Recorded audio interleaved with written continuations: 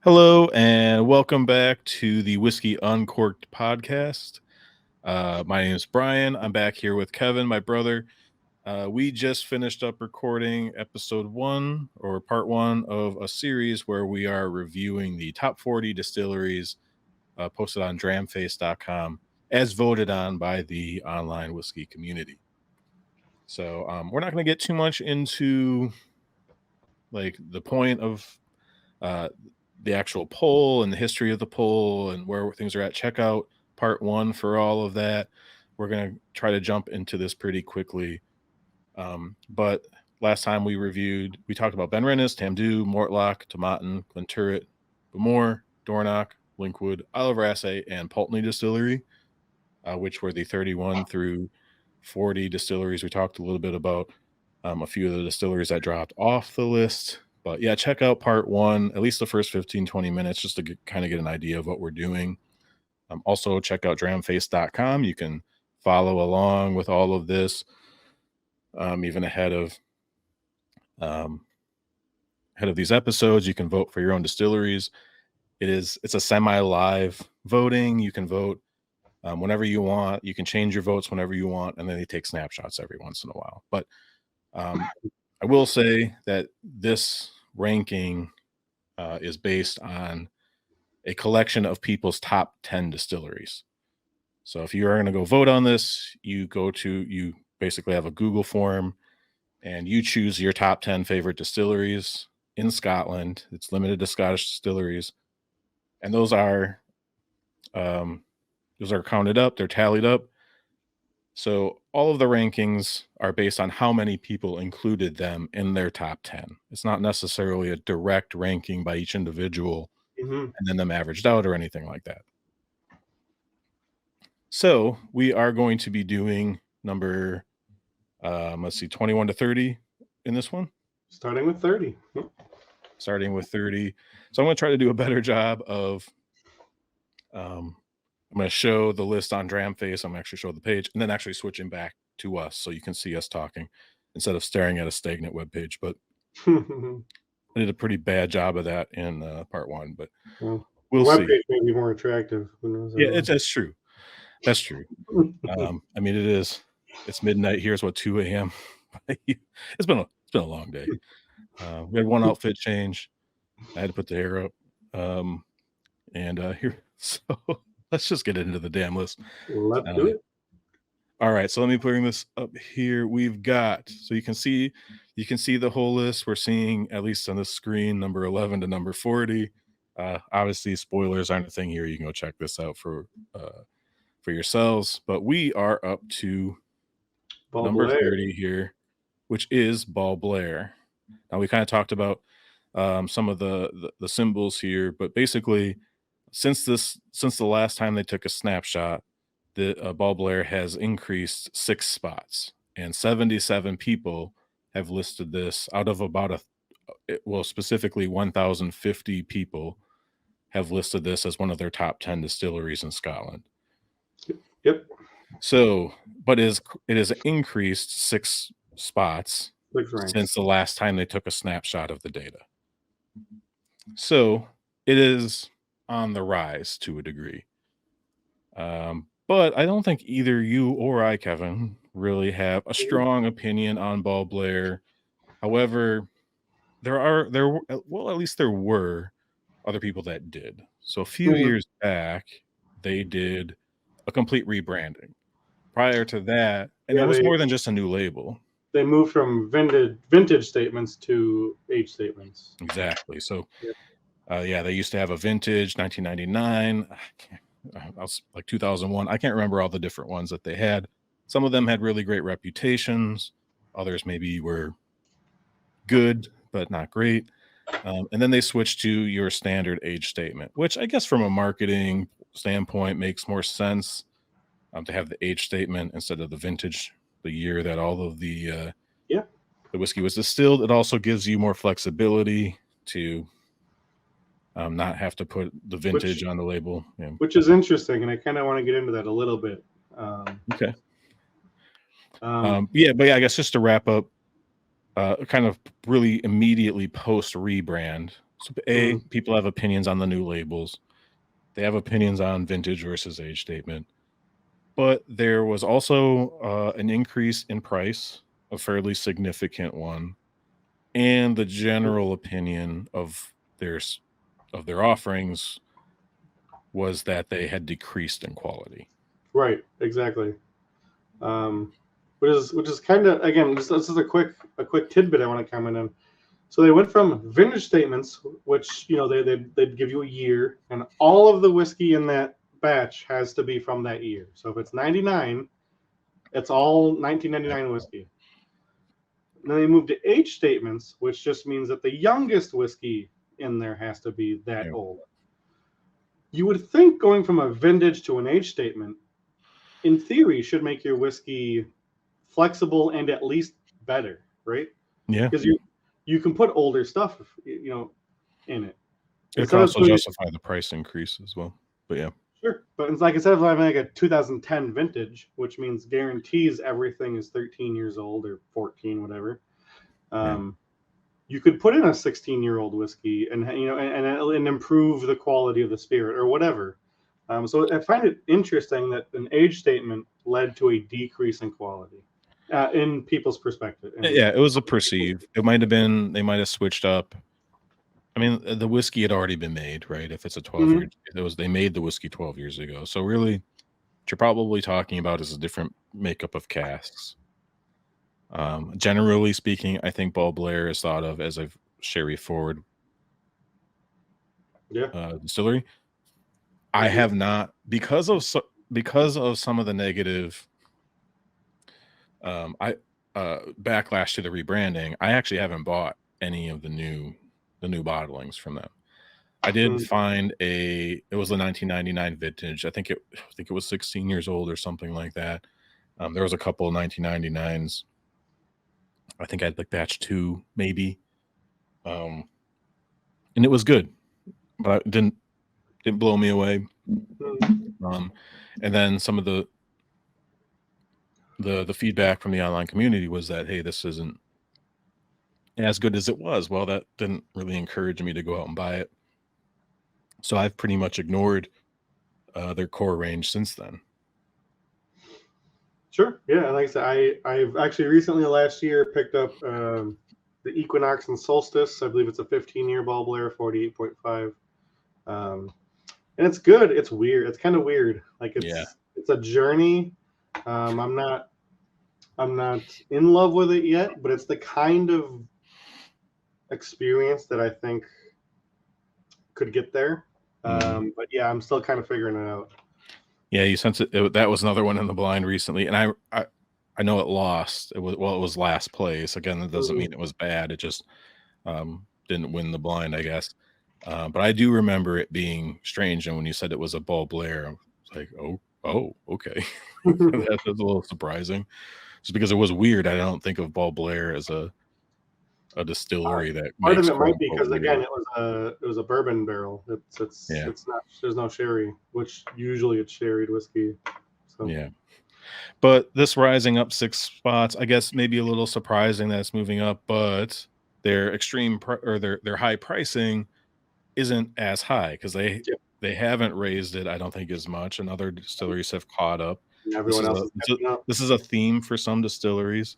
We kind of talked about it with Tamdu in the last episode, where there was a time when they were thought to be egregiously priced. There's probably another one that we're going to be talking about in this episode, Talisker, which at one point was like, what the heck's going on? This is ridiculous. But they've been kind of holding pat the last couple of years while everything else is catching up. Ball Blair seems to kind of fall into that category where they were a little ahead of the curve, and they probably recognize that maybe they had hit the ceiling as to what people are willing to pay. They aren't viewed as egregiously priced as they were maybe right after the rebranding. And I have heard some rumblings that the spirit in the bottles may be improving as well. That would be awesome. Yeah, I mean, it would be great. I can't confirm or deny that, but it is getting to the point where maybe maybe I will take a plunge and grab their 12-year-old or something just to kind of see where it's at and go from there. But otherwise, I don't have a lot of strong feelings about Ball Blair, and it sounds like Yeah, exactly. you're Like, kind of in the same boat. like if I had to pick, a pool of 5 distilleries that I just kind of the needle doesn't go one way or the other, Ball Blair's probably in that Yeah. list. So, um, And you don't hear about, like, I haven't, all the reviewers I watch, there's not one that's like, hey, like, you pay attention to Ball Blair. That they've all mm, kind of been pretty similar on it. We're like, yeah, it's not bad, you know. mm, yeah, But yeah, maybe one of these days I'll decide for myself. At least in terms of their newer stuff. Also, not a distillery where you see a ton of independent bottlings, although they do crop up here and there. yeah. It's kind of one of those, you see it, but it's not all over the place. But you can assume that the increase in their ranking here at 6 spots is probably based on their core range. So that's good. That's a good sign that people are Yeah, starting to like it a little bit more. yeah, yeah, yeah. Can't All complain about right. Let's move on to number 29. that. Mm-hmm. So we've got Knockdhu, the producers of Anach. So this has held pretty steady. It's actually increased a spot. 91 people listed this as one of their top 10 distilleries in Scotland. Generally, I think Anach kind of had a little bit of a push recently. It seemed like the 18-year-old was getting Knockdhu is the same. Ball Blair, they're the same. Oh, it's right in front of me. Yeah, Inverhouse. So they're by the same Yep, owners. yep. Sitting here like thinking it's literally sitting right in front of my face. On the website. Yep. Yeah. I'm looking at so same owners. And I remember when I bought my 18, I had heard all the talk about Ball Blair, and maybe it was like Ralphie or somebody I was watching back in the day. It was like, hopefully this doesn't happen to Anach. And like I immediately bought an 18 just to make sure that wasn't a victim. The price on Anach has gone up, but the 18 is still generally thought of as a very good whiskey. And I've even heard that the 12-year at I think 40%. I don't know what we get it at here in the States. Maybe we get 43. I'm pretty sure it's 40. Okay, I think I've but actually picked it up off the shelf to look at it a couple of times and ended up setting it back down. but I don't. That's always one that I see other whiskey tubers, whiskey reviewers like always kind of sneak into like, hey, this 40% whiskey isn't too bad, sort of thing. Sure. So it seems like they're making good stuff over there. But pricing on the 18 has risen a bit, although again, I don't think it's out of line with a lot of the other 18-year-olds these days. Yeah, we Maybe talked about even, in the last episode. yeah, talked about that quite a bit. I could do a quick search here to see. Yeah, while he's doing that, I'm gonna pull out my first new dram of the flights, and of course, it's got to be. I actually went a little step above the Anach 24. Oh yes, the 24. Also, Um, not a bad. so, Actually, I just seen sorry. the price on that in Chicago. It's like, oh, like, Yeah, really? no, But yeah, it's actually not bad. it's not bad at all. And basically, a couple of years ago now, maybe a year and a half, 2 years ago, I had gotten to the point where I'd seen enough positive Anach reviews. But as Brian will attest, I tend to like to start high and then work my way back down in terms of like age statements. So I'm like the 18. I'm going to pick up an 18 as soon as I see it. And then I think it was Warehouse Liquors in Chicago, one of our frequent stops. They had the 24. They did not have the 18. And as I am prone to do, just all right, whatever. 24 is 18, whatever. It's all. Just yeah, I guess there's a point. Like it's. So I'm looking at Binny's. Binny's is a good, at least for the Midwest, it's a good barometer. Here I check KNL and Total Wine. Between the two, you'll usually find the cheapest price. But yeah, the 12-year-old is 40%, $55. The 18 is $150, which at this point is a relatively fair price for an 18-year-old. Which especially some of the newer ones, as we talked about in the first video, approaching the $200 mark. And the 24 is $250, so extra $100 for the 24-year-old. again, if you're, you got to make choices sometimes. So Yeah, yeah. $100, it's a lot, but also, I'm impulsive. If my brain wants it, I'm probably gonna.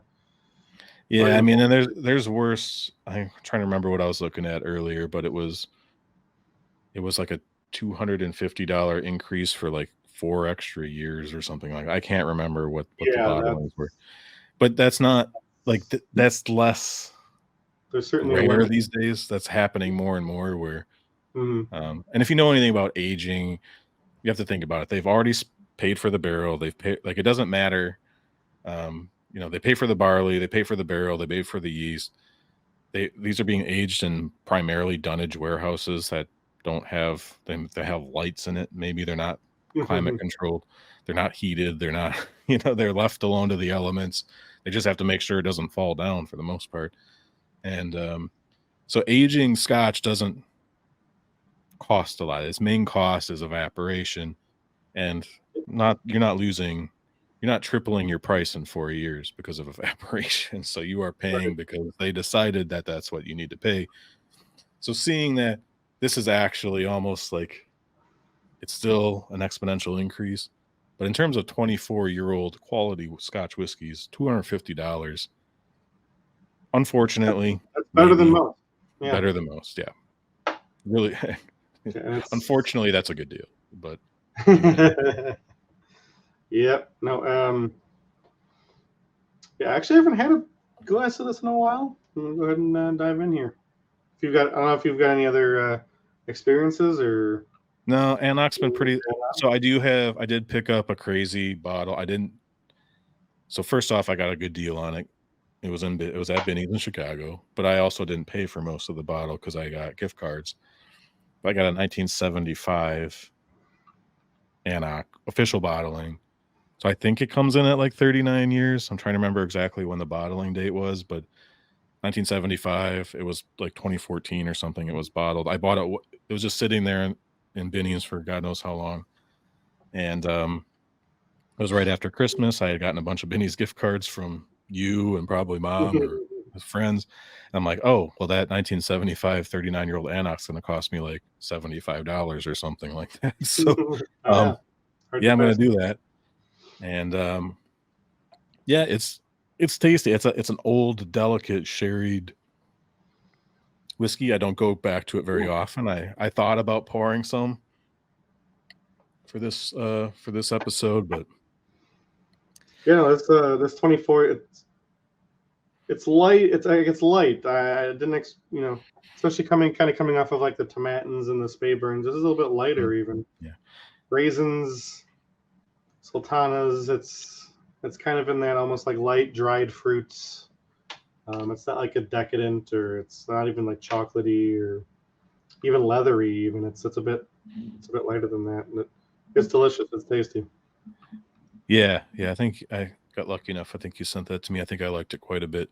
And that old Anoc is the same way. It's a fairly low ABV because I mean it's super old, so obviously it did have some evaporation there. So it's 39 years old. Yeah. Yeah, I think it was like definitely under 46. So it was probably getting down in like the 44 range or something like that. I don't remember off the top of my head. I could look, but yeah, it was kind of surprising just as how kind of delicate and light, even though it's a pretty dark color, and it's like your brain's expecting a big punch of sherry, and it's like, no, it's actually super elegant. And I kind of figured it would be wasted if I poured a glass tonight. So try to be precious with that for sure, because I'll never have another.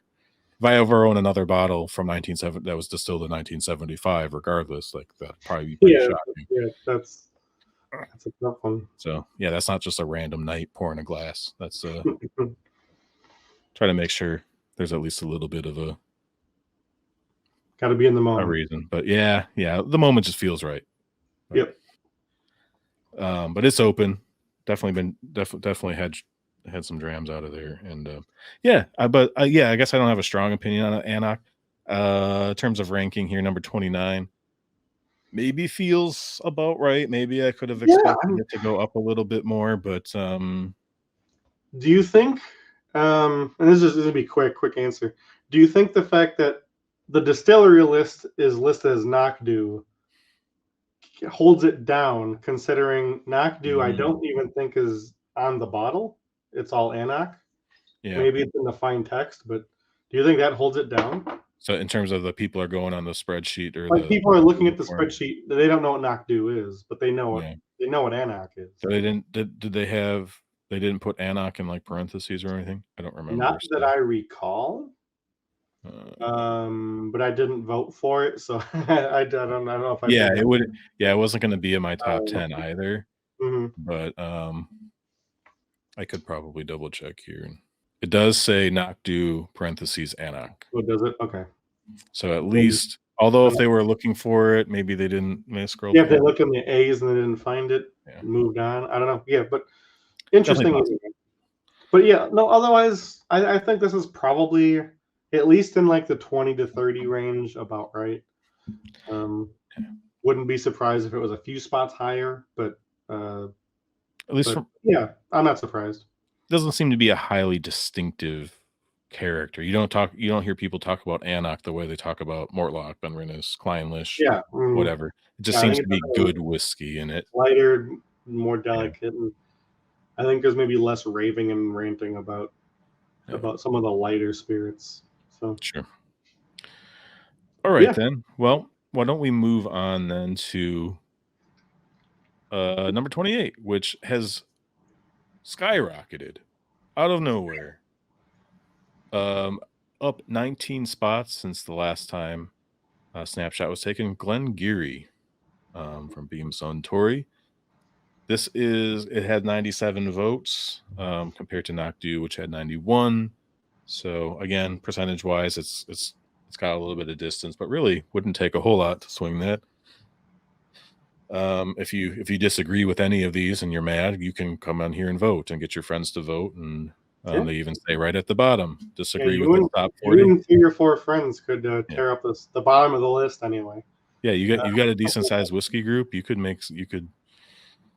come in here, get some votes, and either get your distillery on the list or bump it up a few spots. But you can see here, Glengarry has jumped up a whole 19 spots, which is even more than Dornoch, which you'll have to listen to the last episode to hear our opinions on Dornoch being in the top 40. Not because they don't make fantastic whiskey, because I don't think 70 people even know yet. But you'll have to watch that. Real quick, interesting observation. We can fly past this if we want. Sure. What we talked about last time between Benrinus, which is 40, and Pulteney was 21 votes.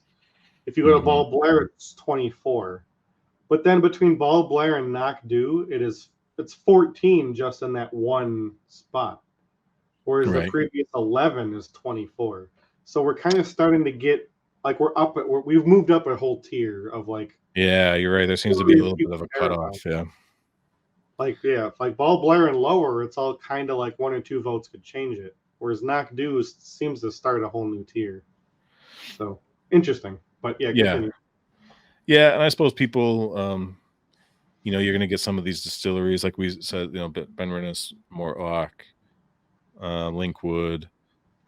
These are almost completely driven by independent bottlings. Not that there aren't distilleries higher in the list that are similarly so, but you are right. There's this pretty tightly packed 10, 31 through 40, and then even Ball Blair is only three votes ahead of Pulteney.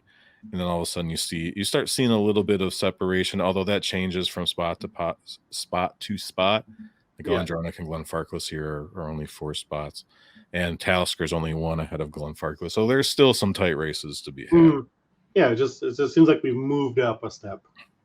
But I do think as we generally move closer to into the top 10, you start seeing more passionate people. Obviously there's going to be a certain amount that are just on almost everybody's lists, or on half people. What you'll see is about half of the people's list, 48%, 46%, which they're not listing for these what the percentage was, but if you come up here, they do actually give you the actual top percentage. 10, they give you percentages. Yeah. But anyway, I'm actually drinking number 28 Glengarry. This is one that I think this is the main reason why I think this bottle has been getting some traction here. Actually, let me switch us back to human view. Yeah, it's this guy here coming at 48%. Non-chill filtered. I don't think it says natural color.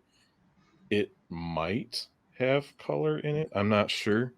Hmm. Um, it's not. Sometimes I think like the stuff that's really heavily colored, it does leave like a aftertaste that is pretty distinct. I don't get this on here, so if there's color in it, I would imagine it's not super heavily colored.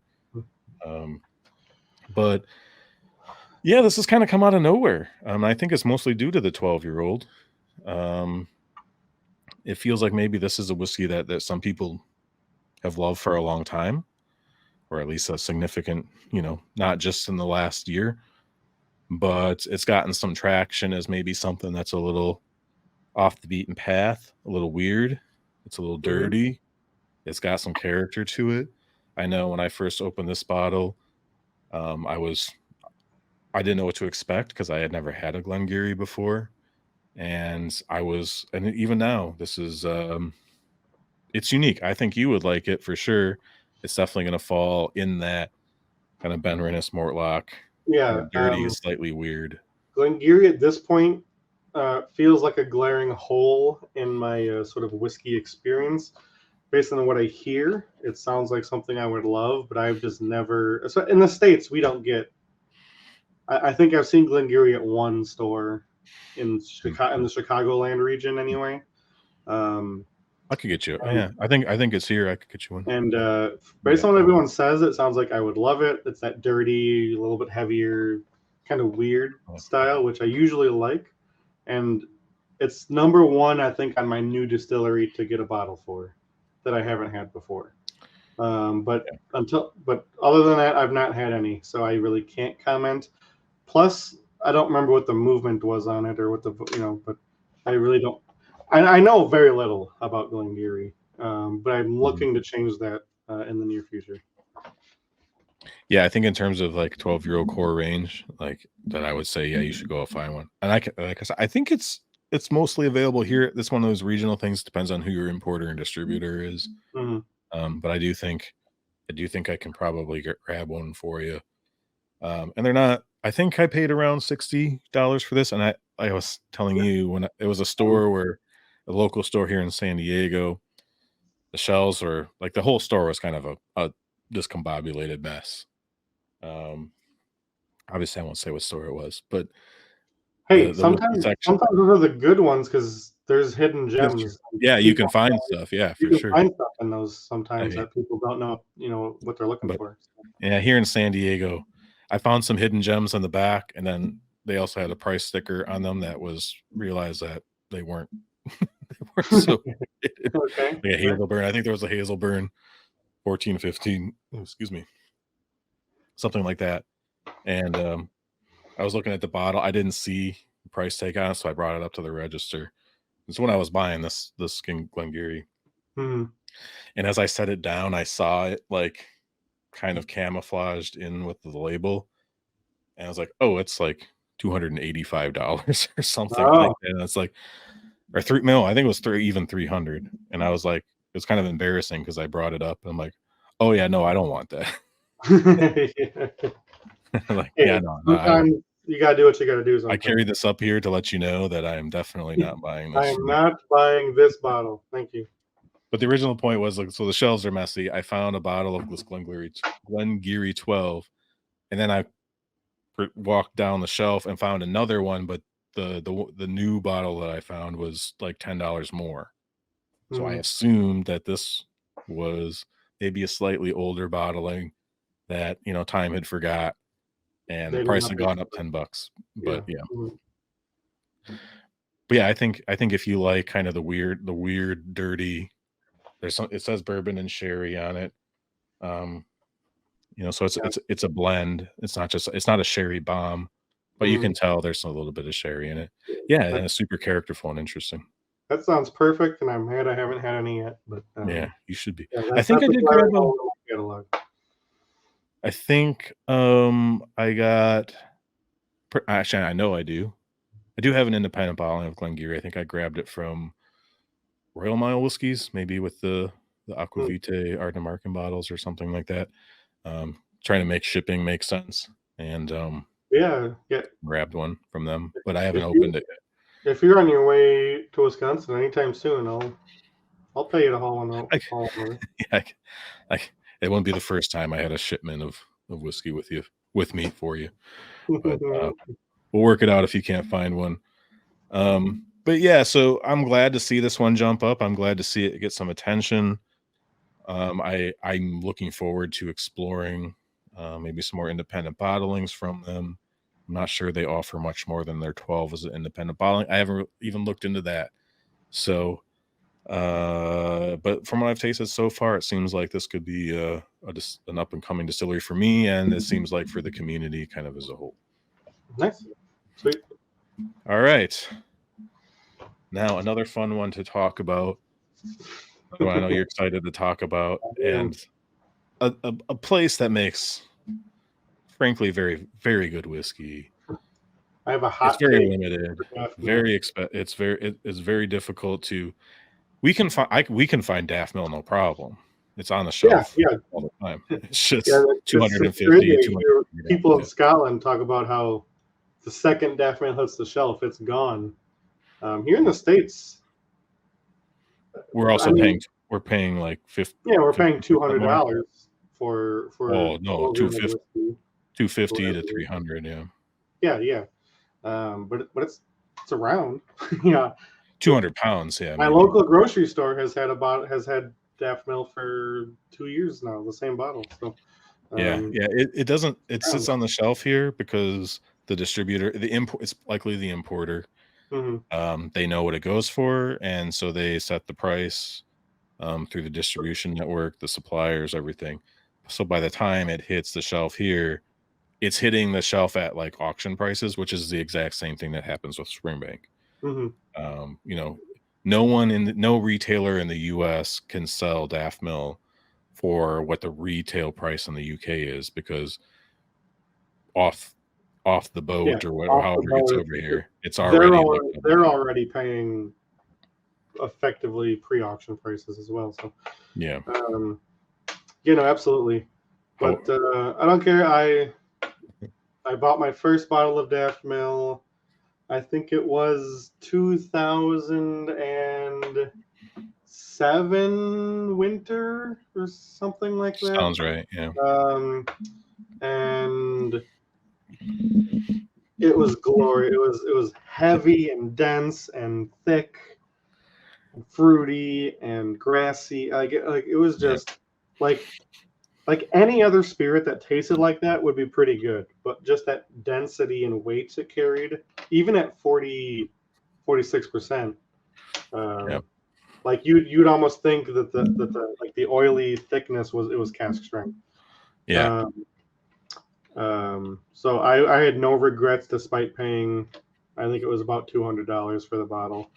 And then later I got an auction. I got the first batch of the 15-year-old at again, considering it's Daft Mill, reasonable price.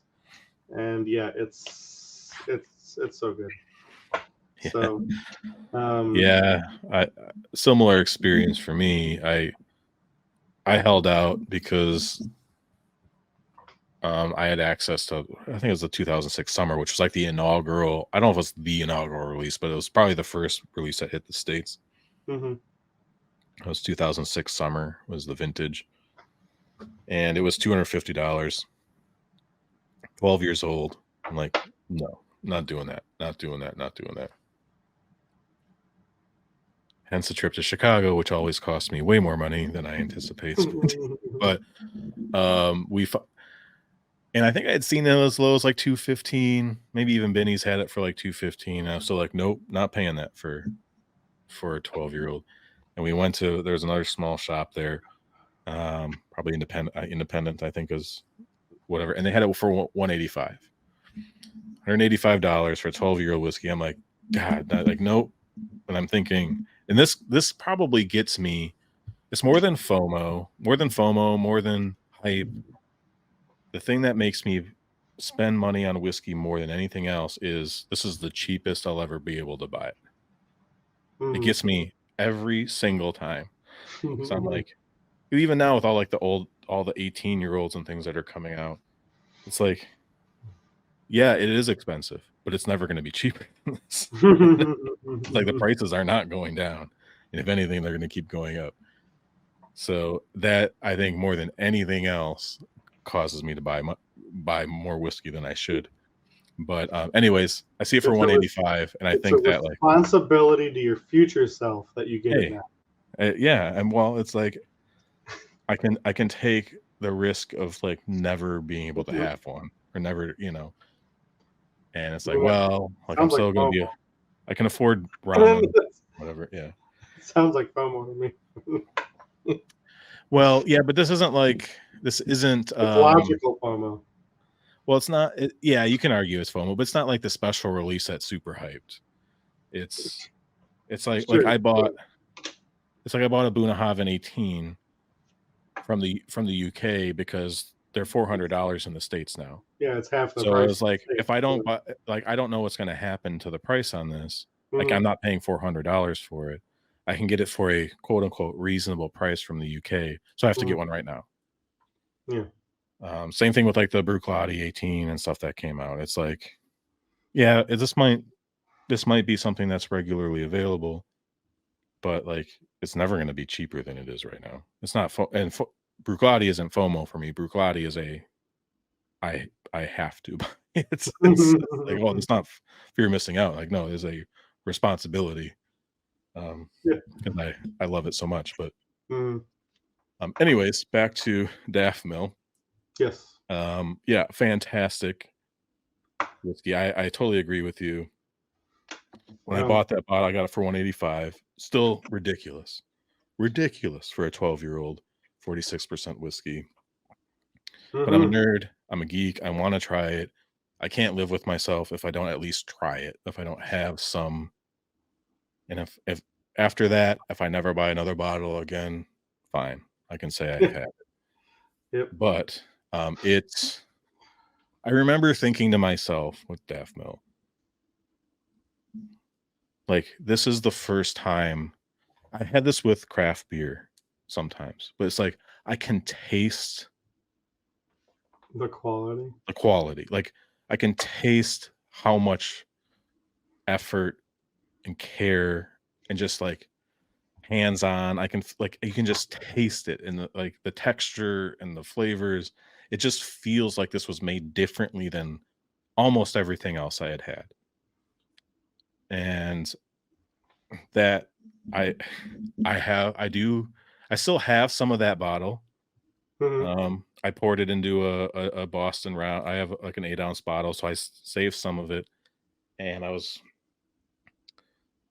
watching something. I think it was probably the Francis Cuthbert interview on the VPub, and I poured myself some from my 8-ounce bottle, and just like, Jesus, like damn, this is good.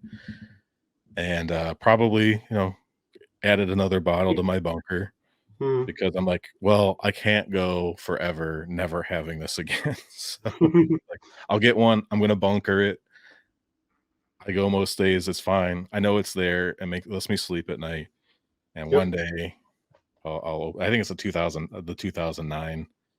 I think it's the winter one, but maybe it's the summer. I can't remember. But we don't get every release in the States because it sits on the shelf for so long. But right. Yeah, so Daffmill is definitely. No, I just looked it up because I remember when I was contemplating buying my first Daffmill bottle, I messaged you because I knew you had one. Like, hey, which one did you get? Is it good as you expected? And you were like, at the time, this was 2021, end of 2021, October.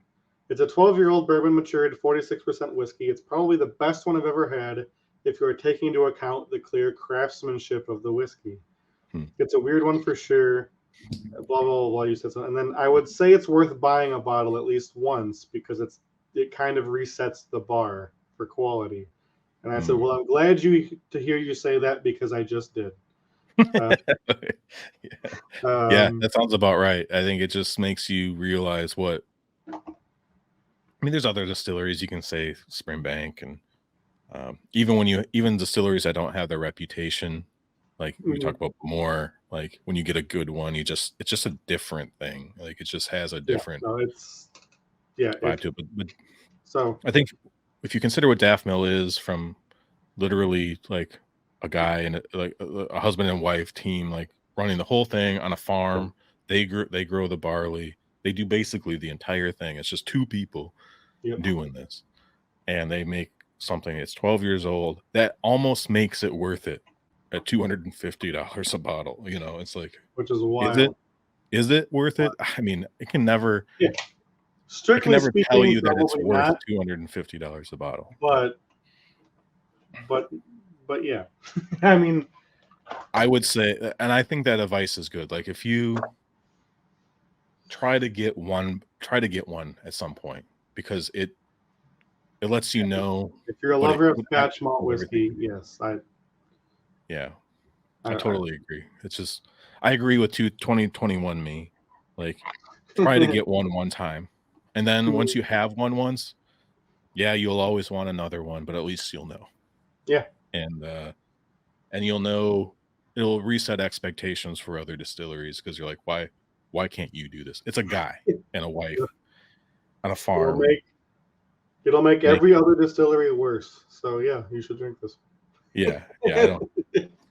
That's not true, but and also I was really impressed. Like we're on Dramface, we're talking about Roy and the V Pub a lot, Aquavite. Check out his Francis Cuthbert interview. It was such a great. He's such a great interview. That was a great episode.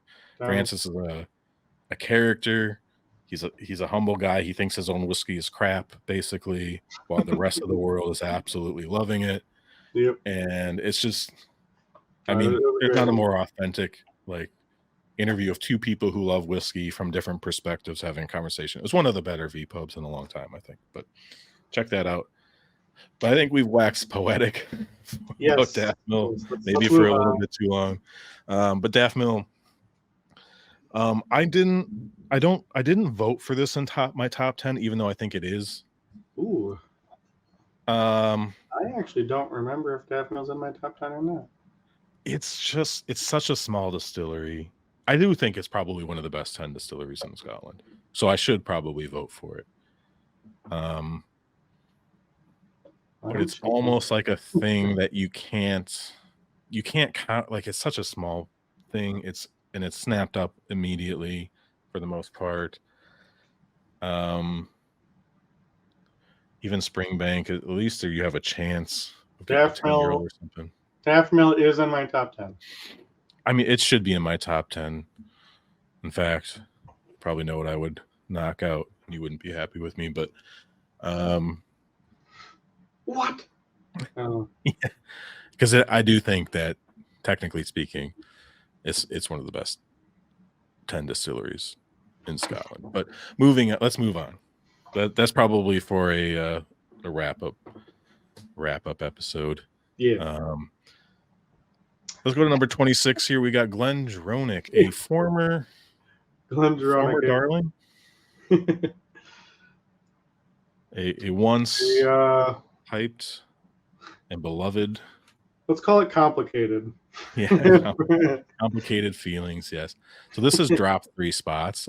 Daft Mill increased 1, basically holding steady. Held off Glengarry, but Glendronach dropping a bit. Prices are up.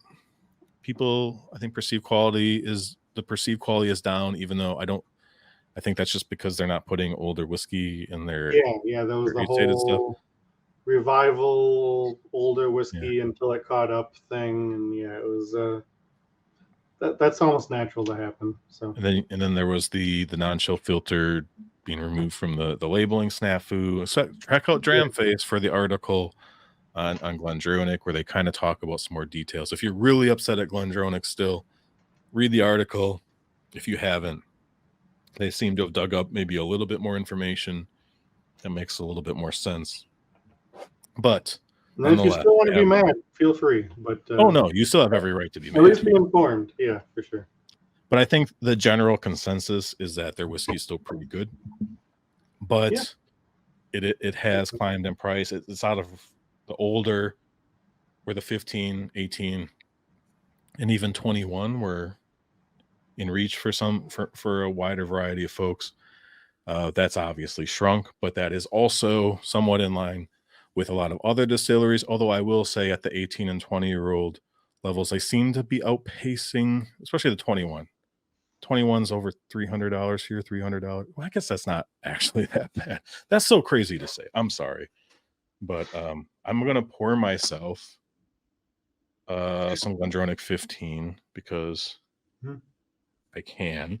Now, this is a non-chill filtered bottle. I have not bought any bottles of Glendronach that don't say non-chill filtered. But that's also because I haven't really had to. I don't go through bottles really fast.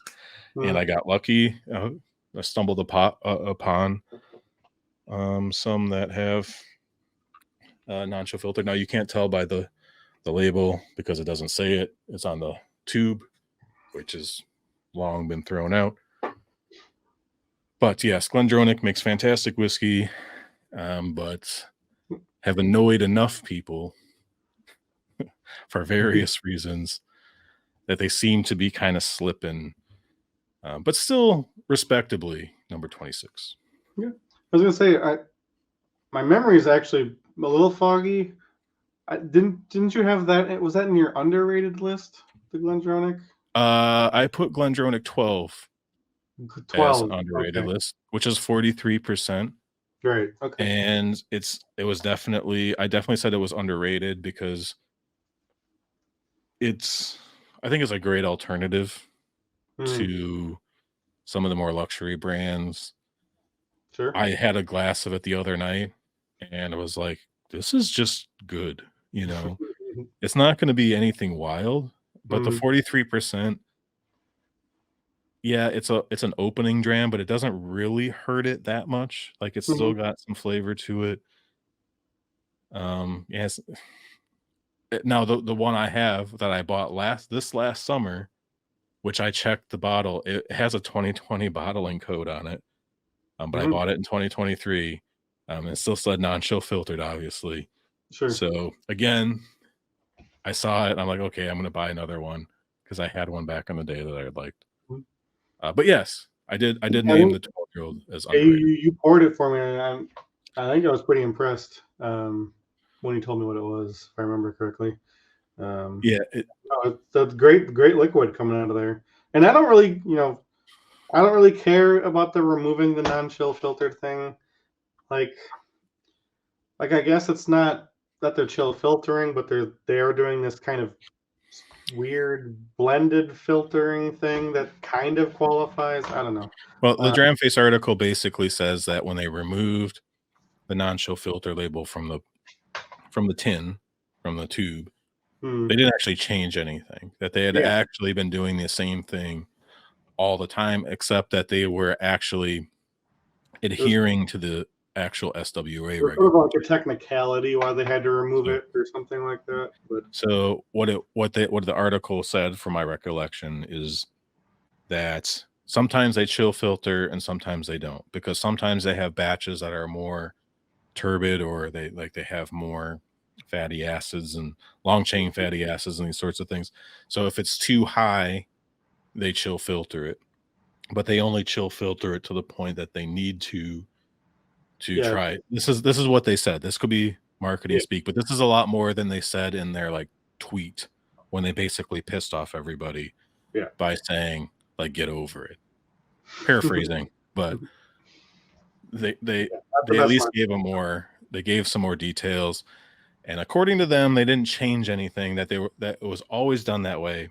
But because they were actually joining the SWA, they weren't part of the SWA before, so they had to, which I didn't know you could do.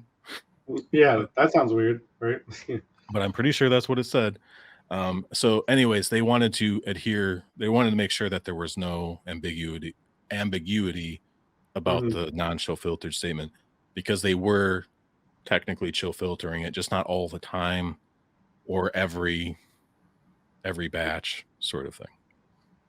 But read the article for the actual truth, because if you're on Dramface checking out the top 40, just type in Glendronach and you'll see the article. Glendronach, obviously very heavy sherry association, usually pretty decadent, chocolatey, darker fruits kind of a thing. Delicious stuff. I have not had Yeah. a bad Glendronach.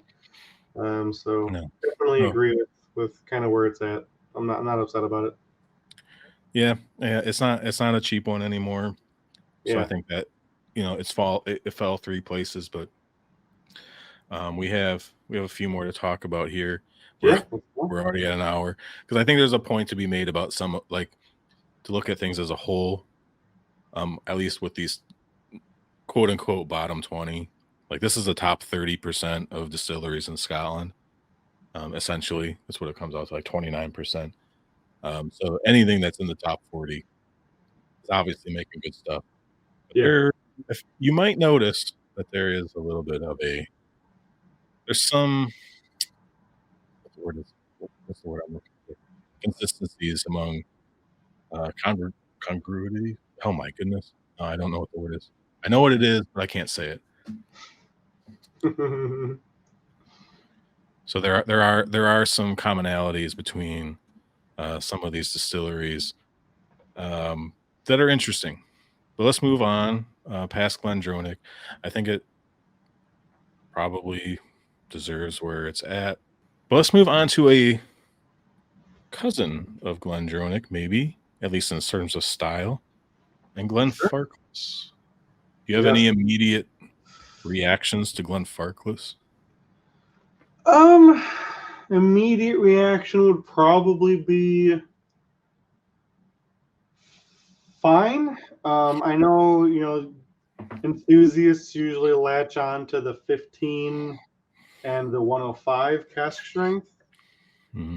Because again, those are the more enthusiasts. They're 46%. The 15 at least is 46%. Um, I I'm not sure if that's like confirmed to be chill filtered or not, even at 46. I'm not positive either way. I mean, But I know, especially coming from Roy and a lot of the reviews and stuff that I hear, is that it's inconsistent. One batch will be fantastically incredible. You need another, and then the next batch is terrible. Um, and then plus everything but the 15 in their range is 43%, I believe. yeah, the 12 might be 40 even, or the 10, Even maybe the 40, 10 yeah. the 10 that's 40. Yeah, Yeah, I know the 15 is the only 46%, and I don't think it's confirmed to not be chill filtered, even though they don't need to. yeah. I'm not sure. I did order a 15 a couple Mhm. years ago, and I one of the few bottles I've actually reviewed on my blog, Mhm. whiskeyagainsthumanity.com. Yeah, you don't have to go there. I haven't written there in a while, but the bottle I got was very underwhelming. I was super excited to get it because I had a bottle of the 17-year-old, which I mean, Glenfarclas I think is still generally known for if you want higher age statements at decent prices, you can Yeah. still now decent has changed. Like it's still quote unquote decent, but as we've kind of said over even these first 2 episodes, that what's a fair price is also extraordinarily high. But Mhm. you try to compare things to their peers. But So what your other options are, right? I feel like I definitely got a bad version of the 15, Mhm. which at least is somewhat. I mean, that sucks for me. It sucks for anyone else, especially when you have to probably pay double to have it shipped over. Yeah, Um, it's hard to build brand loyalty when you have no idea what kind of yeah, I mean, quality it is. I haven't bought a bottle of Glenfarclas since, Hmm? and I know they can Yeah, make good whiskey. I've, I know I've they had a can. bottle of the 18, and I liked it well enough. Again, that was a couple of years ago, and that bottle's long gone. Um, it didn't. 17. Uh, was it the 17? It Yeah, was up there. It was between yeah, 15 and 20. I don't remember what it was. Might have been the yeah, 17. yeah. I Um, don't but think there is an 18. I think it's 17 to yeah, 20. but I liked it well enough. But again, considering kind of what I would have expected, it was Mhm. fine. Again, 43% likely chill filtered and all that and all that stuff. But um, yeah, it didn't it didn't drive me to continue following the brand by Yeah.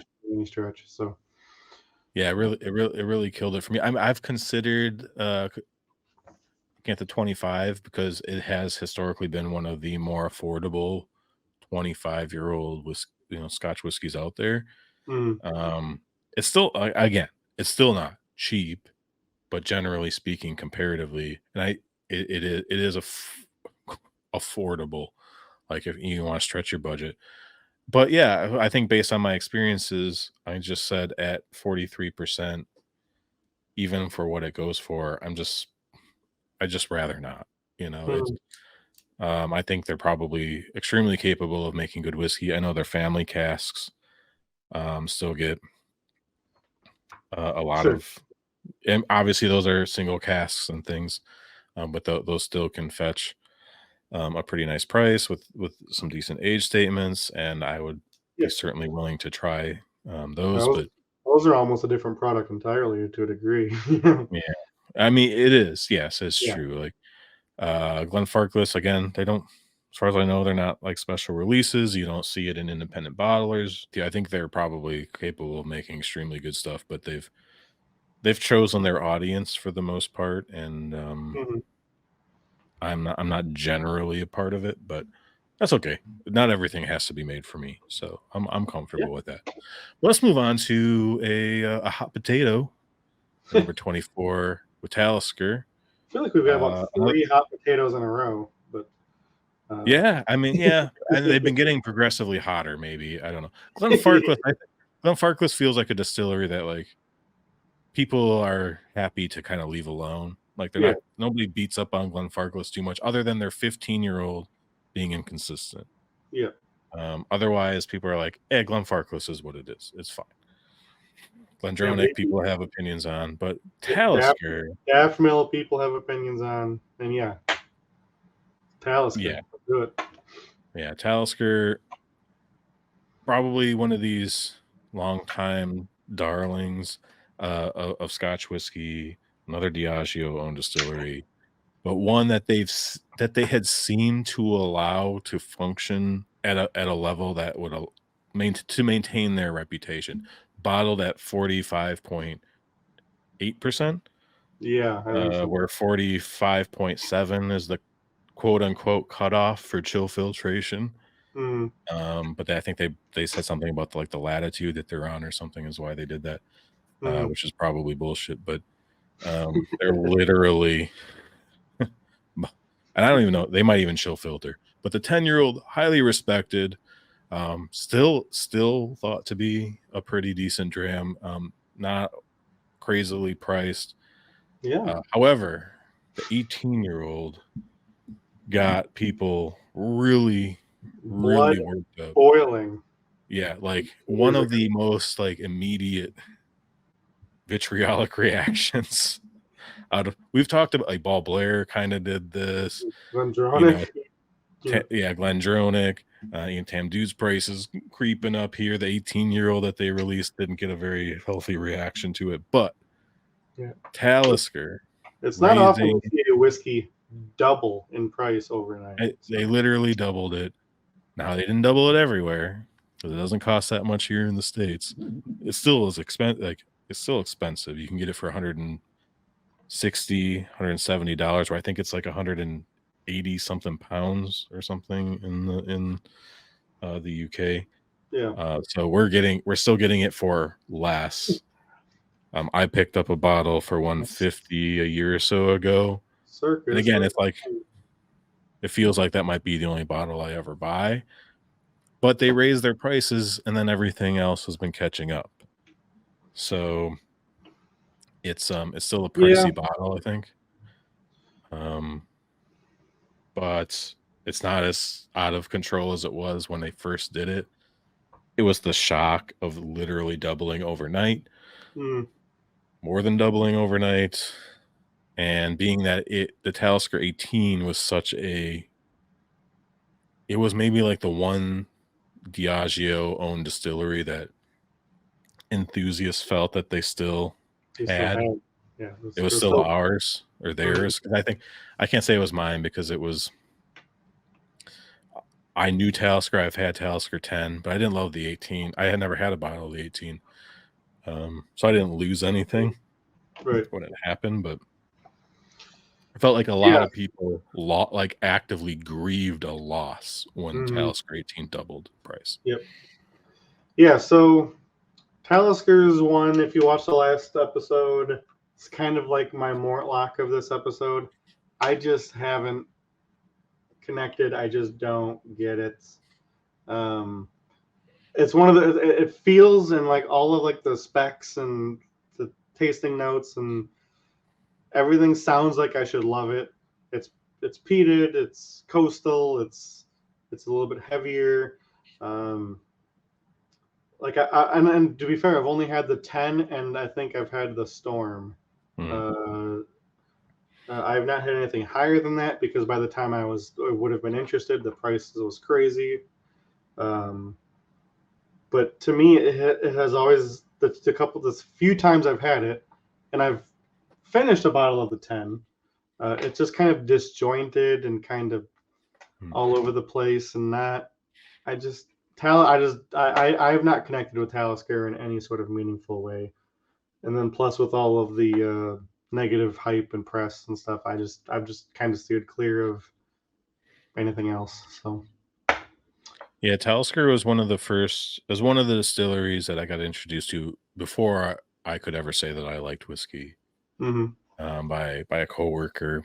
I was probably in Australia, and it was he introduced me to that and the Lagavulin 16, which we'll be touching on in here in just a second.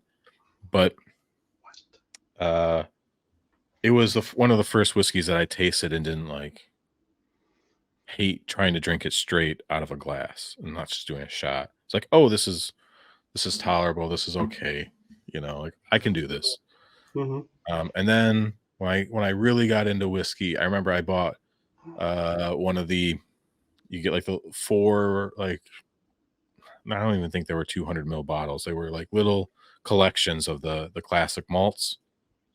And one had a Talisker 10 in it. And I got that really early on when I was kind of really getting into Scotch. And there was a Talisker 10 in there, and I was like, oh yeah, this is good. So I went on, I got a bottle, and probably about halfway through the bottle, I was drinking it, and I just had that feeling. I get with food sometimes where I just like, if I take another bite of this, I'm gonna throw it up. And I had that feeling with Talisker. Like if I drink another glass of this, I'm just gonna throw up. And it wasn't because I would drink too much. It was just there was something about it that I was just you're done. tired of. Like I just didn't want to drink it anymore.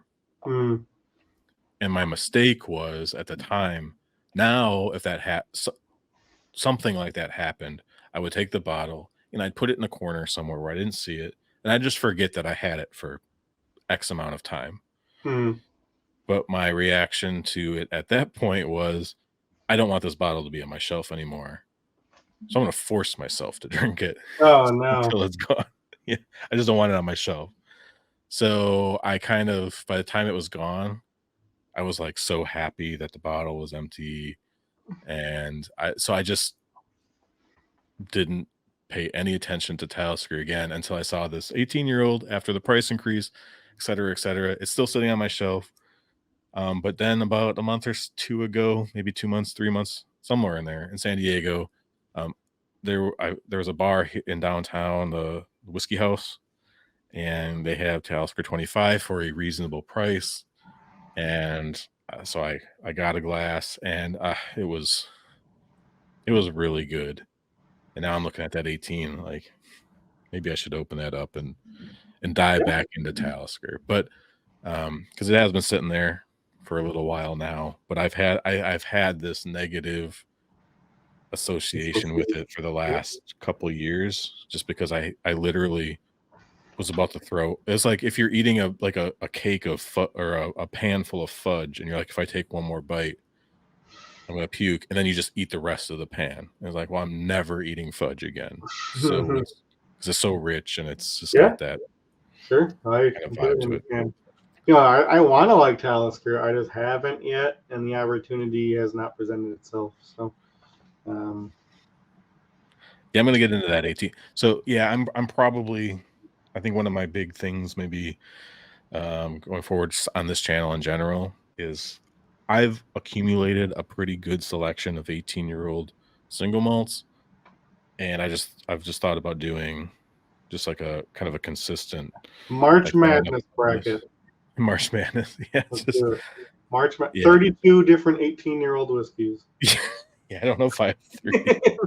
That's a lot. That is a lot. But Even though I think March Madness is 64, but yeah. whatever. Well, yeah, you got I'll to cut draw you the some. line somewhere. I'll cut you some slack. Draw the line somewhere. I need to get that. I need to get the Port Charlotte from you though, and the Lacheg is in Wisconsin too. I need to. I just can't do it without those two. But you're due for a trip.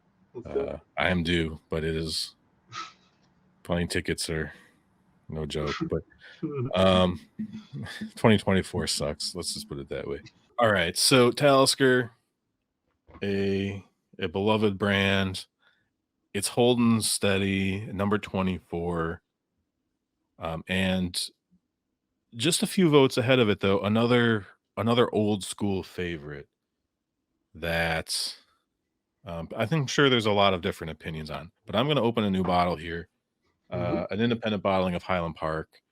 It's a 46%er. This is a vatting of 2 casks. It's both apparently refill butts. I've had this for a little bit here and been looking forward to opening this. And I just finished up a single barrel of Highland Park and I thoroughly enjoyed it. You can see that review in one of my last drops review. That one's only 10 minutes or so, so you don't have to set aside an afternoon. But I also decided to bring along a Highland Park. This is my 18-year, 53% sherry cask. Nice, there you go. 14 years. Yeah, now this is pretty dark. Nice. Not too terrible, but sherry and Highland Park go well together. Yeah, that was. But and kind of we've talked about this briefly, but yeah, sherry to Highland Park independent bottlings are not cheap. But that's kind of also, as you know, if you want if you want it, you're gonna have to pay for it. So yeah, well, you can get, if you love the Highland Park character though, you can get like bourbon barrels or refill barrels for pretty decently priced. I just picked up. I wasn't planning on it, but I was kind of in a Highland Park mood due to the review I just did, and I was grabbing some core range bottlings from K&L here in California, and they had a 14-year-old bourbon cask for it was cask strength. It was $80, and it's like, wow. And I was like, I shouldn't buy that. I don't need it. But it's the cheapest you'll ever get it for. It's the cheapest I'm ever going to get it for. It's pretty much exactly what happened. And I just like, and I know like the Highland Park character is good. Like Highland Park is another one of these just legendary distilleries that has kind of confused a lot of people. They've kind of flooded the market at times with just their branding releases. And their releases are kind of out there. Like there's so many, so kind of weird and unique. Yeah, the Viking thing isn't everyone's cup of tea. Yeah, I mean, for me, I don't care. Like, but it is also like I've passed on all the new cask strength releases, even though they've gotten good reviews. At least some of the versions have done pretty well in terms of reviews.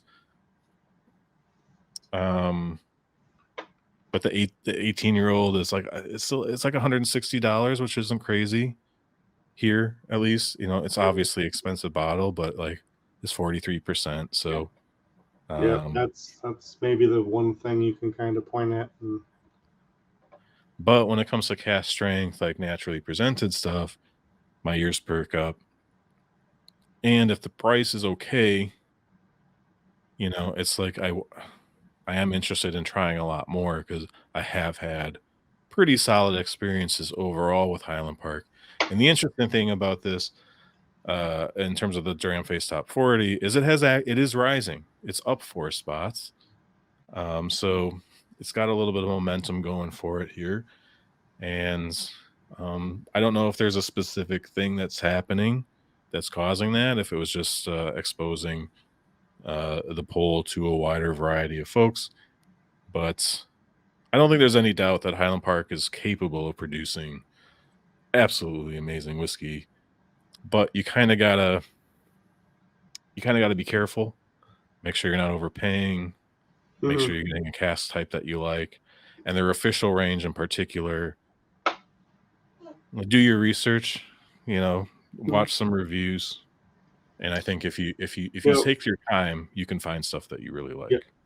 like. One thing that I think I'd like to have some more information on, because we talked about in the previous video that the first release of data was from Aquavite's channel, and I believe he only released the vote counts of the top 10, of like how many votes the distilleries got in the top 10, and then so like Highland Park rose 4 spots. I'd like to know what the vote difference was.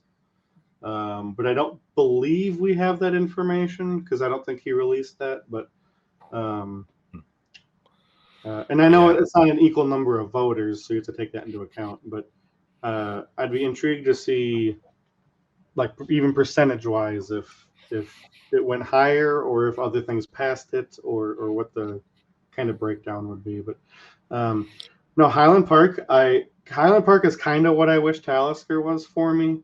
It's not quite as like Talisker's really famous for this like coastal note, and I get that, but they're both lightly peated. There is some coastal here, and Highland Park just makes more sense to me, at least as a spirit. Again, don't love the branding, don't love the million different releases, but in the end, whatever. I'm not going to get too fussed up about that. But I connect a lot more with the liquid in the bottles that I've had. So yeah, I've had really good experiences with Highland Park in the independent bottling realm. mhm. I talked about the Impex bottling. I think of Ben Rennis in last episode. Yeah. Impex is a Impex, I believe, is import export. But they got started doing importing Scotch whiskey to the U.S. and then they started doing some single barrels through. I know them through Kilhoman. Mm. There's a lot of Impex branded Kilhoman bottlings or Kilhoman branded Impex single cask. I think they were the main importer, so they got to do single casks all the time. You can still find those all over the shelves in the States. And they started up their own independent bottling company called Impex a couple years ago now, 2-3 years ago. And the things that I've tried from them, one of them, and the first batch that they released was a 21-year-old bourbon cask Highland Park. That was just That sounds. it was like, oh, I need to pay more attention to Highland Park. I love the 12 when I first got started, which you hated. I don't know if you've had it since, but you I've not hated had it since, but the, yeah, that was again really early on. yeah, it was super early on. And I was sending it to you thinking that, oh, this is going to be the thing that sells them on Scotch because it does a little bit of everything. It's a little bit sherried, it's a little bit peated, it's a little bit fruity. It's kind of I a little actually bit of everything. completely forgot about that until you mentioned Yeah. that. Yeah. And I Wow. sent it to you a couple times in blinds and stuff, and every single time you're like, I hate this. I was like, oh, okay. But I was like, this is a weird one to be the one you hate, but it's what it is what it is, Yeah, right? I You can't hate it, defend you it. hate It is what it is. But yeah, they're a classic distillery. I kind of wish they would. There's some of these distilleries we've talked about that they have their core range and they never branch out and they kind of just stick to what they're doing. Like Glenfarclas is probably one of those. Yeah, Ball this, Blair is one of those. this is But the there's opposite. and Highland Park is just like literally Painted throwing things wall. at the wall. And I've found that independent bottlings are just easier to deal with and just look for those because there's enough of them, right? Secret Orkneys or whatever they're Hmm. called. an Orkney distillery. There's a few different things that they get called, but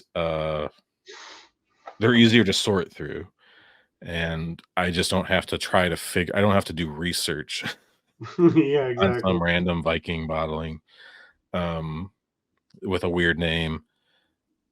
I just look for signatory bottlings of Highland Park or Gordon MacPhail bottlings, whatever, Yeah. and I have not been let down. And this one that I just poured, it's a neck pour. It's Highland Park through and through. It reminds me of the 12-year-old quite a bit. Although it's been a while since I do have some of the older but pre-Viking Hmm. theme bottlings of Highland Park 12 that I grabbed a while back off the shelf with like an inch of dust on the top of them. But Hmm. this does remind me of Highland Park 12, but again, a little bit thicker, a little bit fuller. And man, I'm not upset about it. Yeah, no, I'd actually love to try and maybe have Highland Park 12 again and see if I still hate it or not. But um, yeah, no, like I said, I've learned to connect with it. It's maybe not like a home run. It's not in my top 10, I've respected the last few different Highland Parks I've had. So I'm on board. We're at what 23. I was 23. Yeah, we're moving on to 22. Um, yeah, I would maybe have expected. No, this is maybe about right from what I would have expected. I Another could dis see a little lower, maybe just because of the weird branding and the inconsistencies and stuff. But no, this is a pretty well respected distillery. So this uh, is falling, and you kind of mentioned this, but this is falling in with. This is a distillery that, in the relatively short lifespan of Scottish single malts, which haven't been around like mhm, on a popular basis for that long, yeah, Highland Park had quickly gained acclaim alongside Talisker, alongside Glenfarclas, alongside our next distillery, Lagavulin, mhm, and they seem to be struggling with the new era. yeah, I think Highland Park is trying. Some of them aren't trying. Some of these like famous distilleries yeah. that like just get held up in Scottish whiskey lore. So Uh, Highland Park was maybe trying too hard. Like yeah, there was yeah, almost too exactly. crazy. That's where like they just kind of went all in. They kind of tried to reproduce what I felt like, Bruichladdich did. Ben Riach did the same thing. Like they just started releasing tons of one-offs and weird releases. And there was a time when that worked, but it seems like with Highland Park, maybe it's just because people never fell out of love with Highland Park. I'm not sure, but they just want make good Highland Park whiskey. So maybe It's this is kind of a like if Bunnahabhain just went off and started releasing core range, just random casts like every month. There's a new thing. Like no, just make Bunnahabhain. You don't have to maybe necessarily. a slight insight into our next episode, possibly. But does Highland Park kind of give you any Ardbeg vibes? In terms of kind of their strategy, Yeah, it's like the weird one-off, random, no, bizarre I don't. kind of marketing stuff. No. No, I don't. I don't think so. I kind of see where you're going with that. I think Highland Park was honestly trying to do things that people wanted, Mm. but no one asked for it. Ardbeg is somewhat cynically trying to convince people that they want what they're doing, Mm. and Okay. so I think there's a little bit of a difference there. We can get into that next episode, but Yeah. I think Highland Park, relatively speaking, it is like actually trying to give people what they want. Just kind of missing the mark with the But branding and the marketing and everything. Highland Park is kind of like your dad trying to be cool with your friends. Okay. He's Yeah. honest about his intentions, but he He doesn't doesn't get get it. it. Yeah. Where Ardbeg is like your weird, creepy uncle trying to like hang out with you and your friends. So it's like trying to convince you that like, no, I'm harmless, but no, Highland Park is your dad and his New Balance. Ardbeg is your uncle who's a car salesman. Yeah, This is for exactly. Thanksgiving. He's trying to sell you a car. Dude, just chill out, all right? Yeah, right. Yeah. It's a funeral. Stop trying to sell me a car. What's wrong with you? Yeah, no, Highland Park is your dad just trying to be cool, but like missing the mark completely.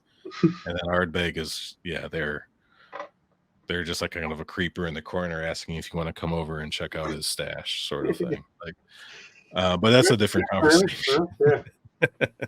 Yeah, that makes sense to me. That makes sense. Yeah, Highland Park's kind of the lovable. He's trying, can't hate him. He's trying. It makes good sense too. So yeah, let's move on to Lagavulin 2022. Yeah, another distillery that seems to get more hate than love these days, but still coming in at number 22 and falling one spot. You want to throw the screen back up again? We haven't seen it in a couple. Oh yeah. Thanks. Cool. I'm an amateur here. Don't know what I'm doing, but we got Highland Park raising 4 spots. We got Lagavulin falling back 1, but it's still holding on to a lot of its respect. And I think some people kind of with the pricing, feeling that their pricing has gotten out of control. In the US, it's definitely gone up. You can still today you can get Lagavulin 16, which is kind of the flagship that everyone talks about. You can still get it for about $90 plus tax. It's probably about $100. That's a lot more expensive than it was 3, 4, 5 years ago, but not out of line with a lot of other 16-year-old whiskeys. 43% colored, all that stuff, but still, generally speaking, I think maintains its character. Yeah, I think so. I think the sort of core range accessible Lagavulin stuff has gotten kind of a bad rep. Maybe excluding the special release every year. I do think those prices have been kind of crazy. Like the 12-year cask strength, I think went from something to something accessible and reasonable to not. But I think the 16's more or less still okay. Granted, you can have your gripes with the presentation, but the 8 is still quality.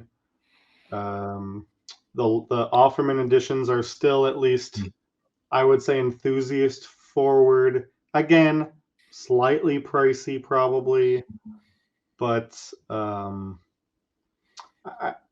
I think Lagavulin gets more hate than maybe it deserves, at least for the lower age statement NAS stuff, maybe excluding the 12-year cask strength. But what do you think? Yeah, the 12-year cask strength, you can still pick that up. Well, still, it's $140, $150. That's a lot. Which is a lot. It's a lot, but I'm not gonna say but. It's a lot for 12-year-old cask strength, but it's not something this is where like Diageo, it feels like they're greedy because they like Lagavulin's a good sized distillery. I could look up the case, but there's no Lagavulin independent bottlings. They kind of none. They kind of hoard that stuff. They don't let that out. We're talking about Cahuilla next, which is obviously the exact opposite. We've talked about other distilleries that they seem to be pretty generous with, and others like Talisker. It's not impossible to find independent bottlings of Talisker, but pretty rare. And we can talk about this with Cahuilla, but I find it fascinating Cahuilla is higher than Lagavulin. Like, that is such an interesting... I think given the audience, I'm surprised Lagavulin is as high as it is. And I think Cahuilla, like, again, Cahuilla is fueled by the independent bottling scene, right? Their core range, nobody really pays too much attention to. I'm sure it has its fans. Again, it's another one that I haven't bought, as I've admitted in my Cahuilla review of my independent bottling. I've never bought a bottle of Cahuilla prior to the one I reviewed, just because it just seems so ubiquitous and I can get this anytime I want, and it's just kind of me not being an ultra peat head. It was just kind of always easy to pass on. But Lagavulin, no independent bottlings. You get the 16 and the 8-year-old for the most part. The 8-year-old seems like a lot of people still likes. That's 46%, I believe. The 12-year-old cat, the special edition that comes out every year. It's like one of the distilleries that they do a yearly release. Oh, sorry. So the Lagavulin 8. The Lagavulin 8's 48%. 48. Okay. Yeah. Again, it's another one that I probably have like thought about getting many times, but like I said, I'm not a super peat head, even though I do enjoy the whiskey. So I don't. It's something that's easy for me to pass on. I have a bottle of the 16 that I bought years ago for when it was $70 here in the States, and I pour that every once in a while. I'm like, this is good. I mean, another one of the whiskeys alongside Talisker that I mentioned earlier. One of my first positive experiences with neat whiskey. Yep. It didn't immediately translate into much, but eventually it did. But yeah, I don't know. Lagavulin is a weird one. I think it's an emotional thing for people. I think they still make good whiskey. It's just, are you willing to play their game? Diageo's game. Again, it's not the distillery, it's Diageo. And if you either do or you don't, it seems like people are kind of happy to move past it, given even Cahuilla being a spot ahead of it, separated by 18 votes. But yeah, Cahuilla, we can hop right into that and say, you know, a darling distillery in a way, because there's a lot of independent bottlings of it. It always works. 10 years old. Yep. A lot of the times, I guess old Cahuilla. I don't know if you've ever had any older age dated Cahuilla. I hate to kind of be a broken record, but the only Cahuilla bottle I own is a 25-year-old Cahuilla. Yeah, you are though. You're gonna get me run off of YouTube with all this crap. Look, 25-year this, 25-year that. I don't drink what you peasants drink. I have a lot of. I have the other stuff. It's just not Cahuilla. Yeah, I get it. I know. I kind of know the situation, but everyone else is just sitting there sneering at you for. No, that's fine. It's not my channel. I don't care. Yeah, that was your channel. I tried to ruin it too. I was saying in the break, like, I'm trying to connect with the people. I've drank a lot of Compass Box. I've had my fair share of Cahuilla. Right? Yeah. Cahuilla's all their blends. That is my primary experience with Cahuilla. I was through like Compass Box, because it's like everything the Compass Box makes seems like it has Cahuilla in it. But it's got Cahuilla in it. Yeah. And I mean, and it's smart of them because it's hardy. You can't mess it up. Yeah, it's good. It's available. You know, Diageo seems more than happy to sell barrels of it. And I don't like that slowing down. At least according to the internet speculators, Diageo is selling less and less Cahuilla to independents. Yeah, I think. I mean, if they're, that's a conversation for probably another. Yeah, that's not really relevant here, but and it is obviously with so many of these distilleries that we've been talking about.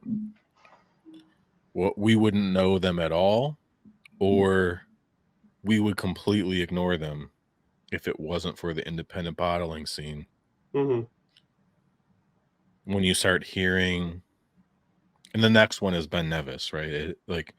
This is for next episode, but Ben Nevis has supposedly stopped selling barrels to independent bottlers. Yep. And like, that is travesty, because Ben Nevis is hard to get just generally, and it also makes me mad at independent bottlers because they are only buying Ben Nevis barrels or putting Ben Nevis in barrels that are so heavily sherried that you can't taste the Ben Nevis anymore, and I don't like that. Makes me mad. That's for the next time. That's next episode. But yeah, Cahuilla. I mean, sometimes I don't know what these big time. It's such good whiskey. It's good whiskey, right? I've had a fair amount of Cahuilla. I like it a lot. Like, it's solid. Like you said, it's kind of hard to mess up. Yeah. Right on the brink of the top 20. That I'm surprised. I'll be honest. I kind of would have expected it to maybe be in like the 30 range. I think from a character perspective, and I mentioned this a little bit, I think in my review, but kind of there's a lot of the other Islay distilleries have like a very distinctive character that you can kind of name and put a label on. Cahuilla is also very distinctive, but it's distinctive in the fact that it kind of sits in the middle of everything. It's not. Yeah, which it doesn't have the big ashiness of Ardbeg. It doesn't have the big kind of smoked pork, sort of meatiness of like Lagavulin, or you're more familiar with some of the individual distillery experiences, but the medicinal Lafroy and that sort of thing. But Cahuilla kind of it's a smoky whiskey, it's a peaty whiskey, but it's not like offensive. It's not one way or the other. It's a great blend, absolutely. I'm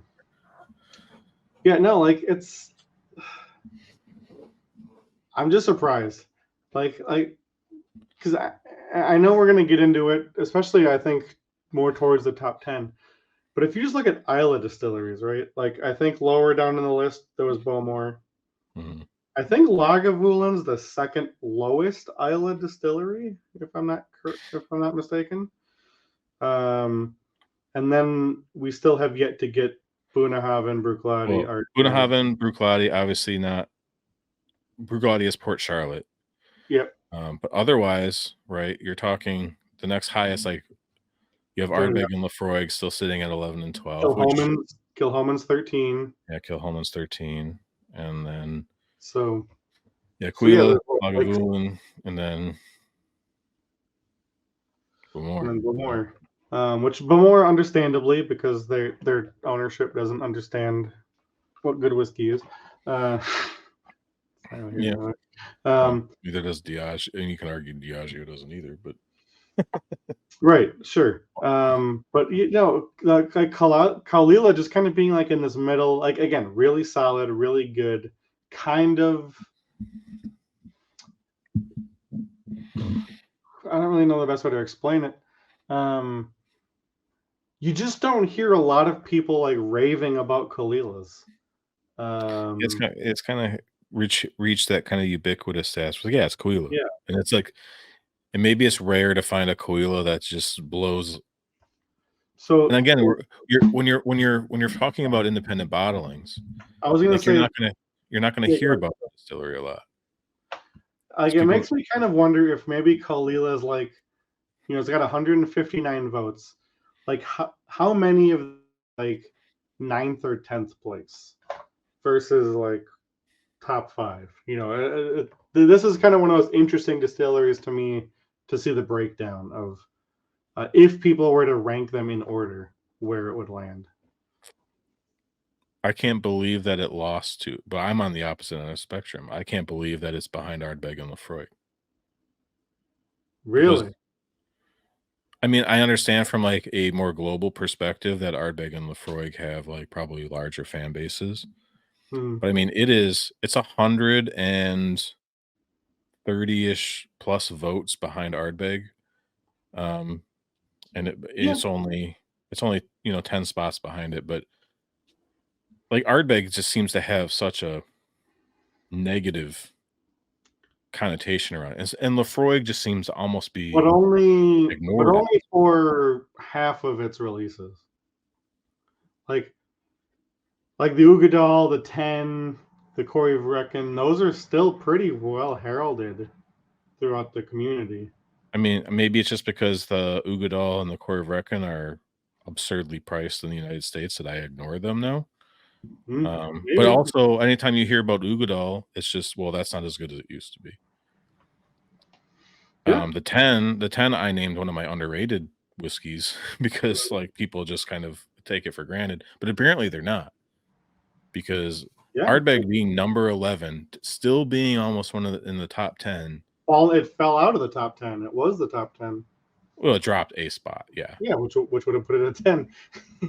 but still, I mean, we're talking about today. But that Cahuilla, I get it. Like Cahuilla's a little bit more. It's not. Its character isn't as defined. Its core range probably view in less positive light than Ardbeg and Lefroy. I don't even know what probably. Like, I don't know. Anyone really cares about the core range. Maybe the 12, but yeah, I mean, I think part of it's me, all independence. part of me thinks that. There's a lot of people probably voting on this that only have access to the 12. So, it's a global thing. Like, so I guess I kind of disagree with that to an extent, because that's something that's globally distributed and it's in significant abundance. But yeah, I don't know. I think Cahuilla, if it suffers from anything, it just suffers from being solid and rarely great. Yeah, I'll just say for me, that's one of the more fascinating spots. Either way, either direction. I could see it being higher or lower, but that's an interesting one to me for sure. All right, so Cahuilla, interesting case here, competing, kind of sandwiched in between some other distilleries, which I kind of, I guess I kind of feel like it's almost where it belongs, weirdly, because it just feels like it kind of sits in the middle of a lot of things. But Cahuilla, Lagavulin, fighting tooth and nail. Actually, there's actually pretty decent gap in between them, but yeah. Still, we kind of this battle of Isla distilleries we've kind of had with Highland Park, Talisker, and some of these kind of classically peated distilleries, even if they're very different styles. And one other thing that I think I kind of brought this up either last episode or maybe early this one, but we were just talking about a bunch of peated distilleries, but we do have there's kind of a common thread here of some distilleries that have a similar style that have kind of sitting in this back half of this group of 40 and maybe even extending out, right? We have Glenfarclas, Glendronach, Knockdhu, maybe, Balblair. Let's see here. Glenturret, Tomatin, Tamdhu. You can argue Mortlach and Benrinnes depending on your preference of style, but then going to the dropouts, Glengoyne, Belvenny, and Aberlour. These are all sherry forward distilleries, I think, pretty unequivocally. Yeah. You can argue there's some others in there, like Old Pulteney. You can certainly get sherry notes in. Like I said, Knockdhu's can be. It kind of depends on batches. But more probably the same thing. Benrinnes, Mortlach. And then obviously you get into the peated stuff, which could have sherry or could not. But I kind of feel like if you look ahead, there aren't as many just purely sherry-driven distilleries that people are, or that these distilleries are known for. They're known for blends, or I think you maybe argue for 2 in the top 10. Yeah, 2 in the top, like Bunnahabhain. Bunnahabhain and Benromach. Sherry. Benromach is probably usually has some sherry influence to it, but I wouldn't consider it sherry. Yeah, it's kind of borderline. And then you even stretch it out. You have Glenallachie. That's obviously pretty cast forward these days. Edradour. Probably most people consider that sherry forward, although they do a pretty diverse. They do everything. Yeah, they kind of do every sort of. It's cask influence. Like even when they release a bourbon cask, it's like Oh yeah, I'm buying it to like find out what Edged Hour tastes like in bourbon. It's just it's a super Very experimental distillery. malleable. Man, it's very malleable. Yeah. It fits everything. Ben Nevis, the less sherry in it, in my one of my top 10 distilleries, but the less sherry in it, the best. We'll talk more about that later. But yeah, all these like really sherry forward whiskeys kind of falling back, or sherry forward distilleries, stereotypically falling kind of into the 25 to 45 range, even extending out past the top 40. And these might even dropped below 45. They just dropped out. We don't know how far they dropped. Yeah, true. That's a good point. And I thought that was interesting. So either a couple things are happening. Either a, just generally speaking, heavily sherried whiskeys maybe not as in vogue as maybe they once were. Two, with the audience that we have, yeah, with the current audience. Two, some of these distilleries that are sherry forward tend to be following the Mortlock and Dalmore, or not Mortlock, Macallan and Dalmore models of, hey, we have sherried whiskey, we're going to sell it for a lot of money, and that turns a lot of people off. Those are kind of the two things that I thought maybe were happening. I don't know if you had any insights into to what you were like, your side of things, but like, I don't know how much stock I put into it necessarily, but I think especially like refill bourbon, but even like regular first fill ex bourbon, I still think lets maybe the distillery character shine through a little bit more, whereas sherried whiskeys or sherry casks can kind of make things a bit more uniform or almost ubiquitous. So like a sherry, an Annock 12 versus a Tomatin 12 may not be as big of a difference because they're both so sherried versus, I don't know, two bourbon 12-year-olds. I think there might be more difference there because more distillery characters coming through. So it's harder to maybe become a diehard fan of one sherried whiskey versus another because I think there's a lot more in common between them. That could be something that there might be something there.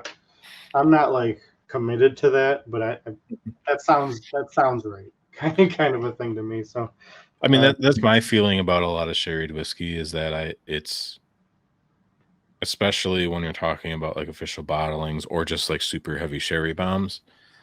Differences are more nuanced, I think, than maybe bourbon barrels. Potentially. Yeah, they're harder to find. It's more subtle. Maybe subtle more than nuanced. Yeah, you mean the heavily sherried stuff, I think it's easy to get into because it's less likely to really taste like whiskey, to be honest, especially if it's heavily sherried. And obviously you fall into like the darker is better trap too. More of a hug.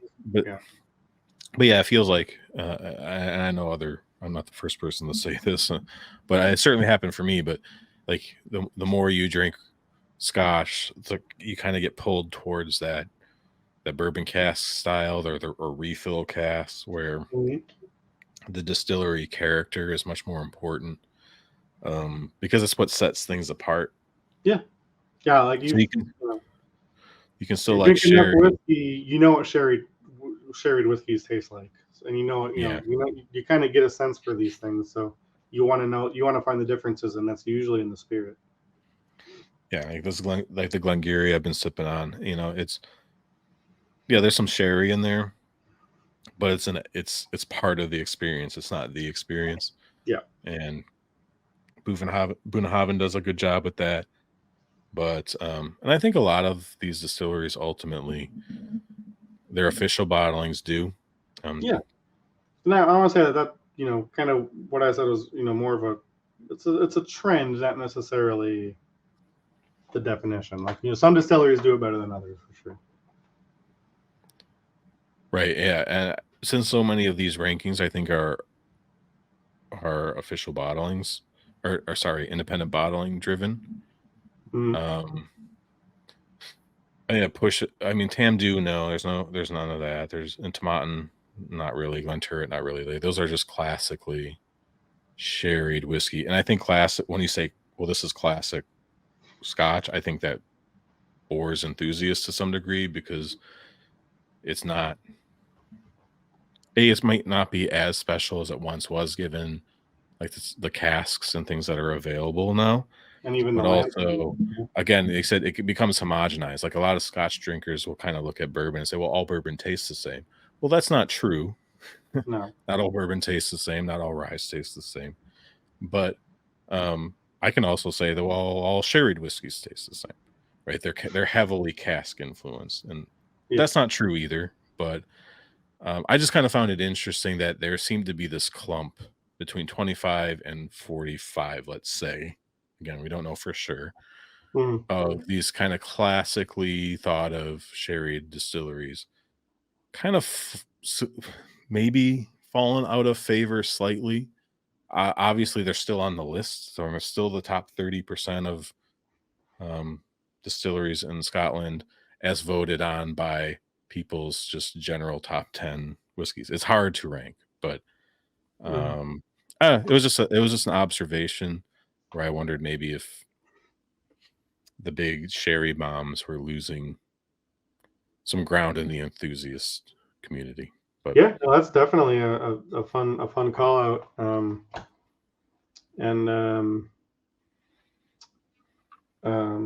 Yeah, and then like I said, we've kind of gone through this little stretch. The last 4 or 5 distilleries of peated. And I think once we kind of approach the top 10, that'll break up a little bit as each distillery kind of, the standout distilleries can kind of break away from the rest of their pack. But yeah, no, definitely kind of a fascinating breakdown of where things fell.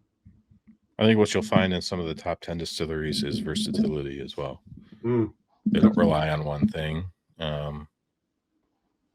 They kind of can do everything well. But yeah, so we've kind of gone through the top 20, the first half, or technically the bottom half. Again, these are the top 29%, 30%, however the math works out.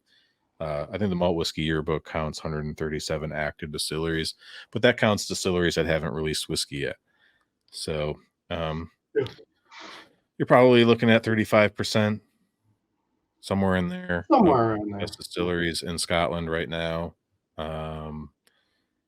And I think it's been interesting so far. So there's a lot of classic malts here. There's some newer distilleries. There's old distilleries that are kind of coming into are stealing some of the shine from some of the old standbys. And I think things are only gonna get more interesting as we dive even more into this. But we've been going at this again for another 2 hours here. I don't, maybe the final time will be a little less than that, hopefully. But yeah, any final words for 21 to 40 top Scotch distilleries as voted on by the people? Yeah, I mean, it's kind of sounds maybe a little obvious, but definitely I still feel like despite some clumps, you get a little bit of everything. Some surprises, some pleasant surprises, some maybe disappointing surprises one way or the other. But I would say that largely I could maybe jumble them around. But I think the ones that fell in this 20 range seem about right. I'm not terribly surprised. Maybe 1 or 2 could go up, 1 or 2 could go down for me, but I think this block of 20 rearranged feels pretty good. So, but you have said that like some of these distilleries are in your top. Oh yeah, 10. No, in my top 10. But if I had to guess where like the community would place them, yeah, like I don't expect this poll to ever have Ben Rinnes in the top 10. Sure. So, well, you're just not working hard enough. Yeah, I got out there. You gotta make some pamphlets to get out.